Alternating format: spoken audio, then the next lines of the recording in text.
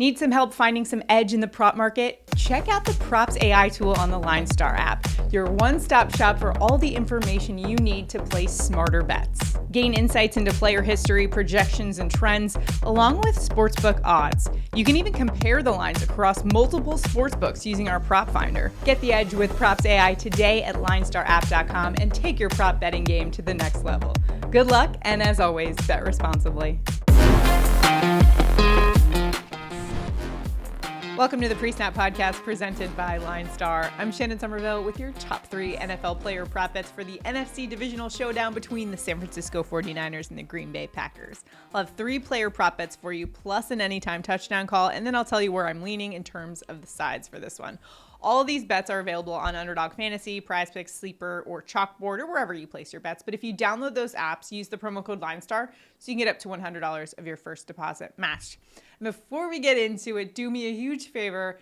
Make sure to like this video, subscribe to the channel, comment below. Not only does it help us out in the YouTube algorithm, but it also helps you out because every day on the show, we don't just talk about our picks, we actually place our bets. And so if we go 3 for 3 on our picks and our ticket wins, we're giving out the winnings on the show, which would amount to $60. So make sure to be in it to win it. All you need to do is make sure you like this video, subscribe to the channel, comment below, and you're automatically entered in. We'll announce the winner on the next show. So make sure you do that. Also, the tool that we are using to find our prop bets, it's called the PropsAI tool. It's on the LineStar app. Super helpful if you are someone who is doing a lot of prop betting, a lot of Underdog Fantasy or PrizePicks. This is a tool you want to definitely check out at least. PropsAI basically compares LineStar's projections to what's out there in all the different sports books, and it helps you kind of find the best value. It helps you kind of sort through them, but also if you want to do more deep dive research, it's kind of like a one-stop shop to do it. All your research needs, matchup tool, everything you need. So make sure to check it out, LineStarApp.com. All right, let's get into this showdown. Packers, 49ers. Packers coming off a huge upset over the Cowboys. I had to issue a personal apology to all the Packers fans because last week on the show, I said, no way, the Cowboys got this one, right? Oh, for sure they got this. They did not got this. They did not got that at all. Although we did well on our props. We were 2-1 in the props for that game. So at least we got that right. So I'm not underestimating the Packers by any means, but the 49ers, Niner gang, looking strong here as we head into the playoffs and wouldn't want to be facing that team at their place after they've had a couple weeks of rest. So let's get into our prop bets in this one, and we're going to start off with the Niner gang. And my favorite prop bet of this matchup, we're looking no further than the Yak King himself, George Kittle, over 52.5 receiving yards. Check out LineStar's projection is 60. He's averaging 63.8 receiving yards per game, and he's gone over that mark in 10 of 16 games, going up against a Green Bay defense that's 26th in pass defense DVOA versus opposing teams' tight ends. And hey, did you guys know that Kittle actually finished the 2023 season as Pro Football Focus's highest graded tight end, ranking number 1 in receiving as well? I think he'll have a ton of success against the Packers middle defenders in this one. And according to PFF, the Packers have struggled against tight ends, so much so that they have the lowest coverage grades on targets to opposing tight ends. They rank the bottom 10 in EPA allowed per drop back on targets to the position. They're also bottom 5 in yards per coverage target, explosive reception rate allowed, and missed tackle rate versus opposing tight ends. Basically, they've struggled against opposing tight ends, and George Kittle, one of the best in the business. I expect the 49ers to use him early and often in this one and be going to him. He's the Yak King, so even if it's just a short little dump off, he can do a lot of damage with just a small little throw. So I like George Kittle here over 52.5 receiving yards. He also is probably the freshest he'll ever have been for a playoff game. He sat out week 18 and then had another week off of rest. So George Kittle, well rested, the Yak King, gonna thrive. Next up to another pretty talented pass catcher on the 49ers, and the guy who's probably gonna be leading the team out of the tunnel with that big boombox on his shoulder. You know I'm talking about Deebo Samuel, and we're taking the over on his receiving yards. Right now it's at 58.5. LineStar's projecting Deebo to have a 68.2. Samuel's averaging 59 receiving yards per game this season. He's only gone over in 6 of 15 games. However, what I love about this prop is This game's at Levi Stadium, where Samuel thrives, averaging 18.6 yards per reception compared to 12.2 on the road. You've also got the fact that the Green Bay Packers pass defense has struggled this season versus opposing teams' wide receiver one. Now, I know we do have Brandon Ayuk as well to compete with Debo. However, I really like this spot for Debo, especially when you consider Jair Alexander for the Packers, one of their best defenders, might be out in this one. He's listed as questionable with an ankle injury in this one. And if he's not at 100% health or if he's not in the game, I really love this spot even more for Debo. But regardless of whether Jair Alexander will play or not, I think Debo Samuel will shine in the playoffs. I think they're going to game plan for him in this one. Remember, he's like a Swiss Army knife. He can kind of do it all. He's tough. What a great receiver. I like the over on Debo Samuel. 58.5 receiving yards. Remember, CeeDee Lamb had 110 last week in a losing effort for the Cowboys. You got to go with Debo.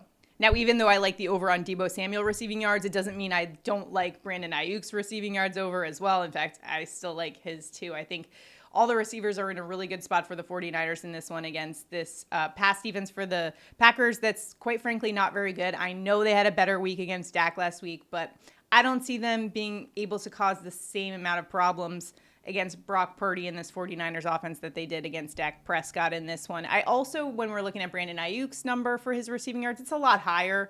Debo Samuel, I like that the number is so much lower, 58. That's a great line for him. So I'm going to take the over there. But I do like Brandon Ayuk. I think he's a great deep threat for the 49ers, and he could absolutely pop off as well, especially considering the injury to Jair Alexander in this one. Let's flip to the Packers side of things. When we're looking at the Packers offense, what do they need to get that offense going? It starts with the run game. They have to get the run game to have success. That's kind of been the contributing factor for Jordan Love to be able to air it out to some of those receivers is when teams have to account for Aaron Jones running the ball, so they kind of load the box a little bit. That frees up some receivers, so that's where the things have to start. So that's exactly why I'm going to Aaron Jones over 16.5 rush attempts.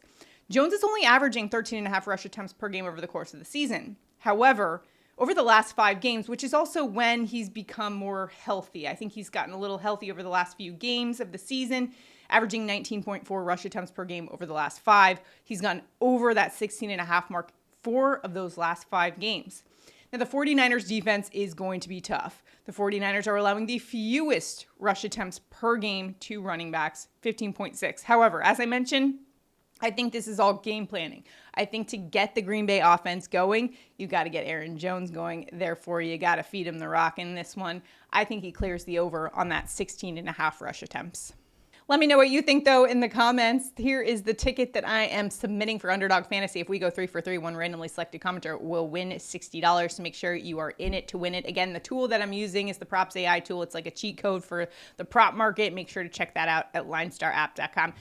Now it's time for touchdown calls of the game. I got an anytime touchdown for you, and we are going Debo Samuel for an anytime touchdown at plus 105. Samuel has 11 red zone targets over the last 8 weeks. That's the third most of any player that's still playing in the playoffs. He has 7 touchdowns on the year, 6 touchdowns over the last 6 weeks of the season. And again, going up against a Packers pass defense that I don't think is going to be able to keep up.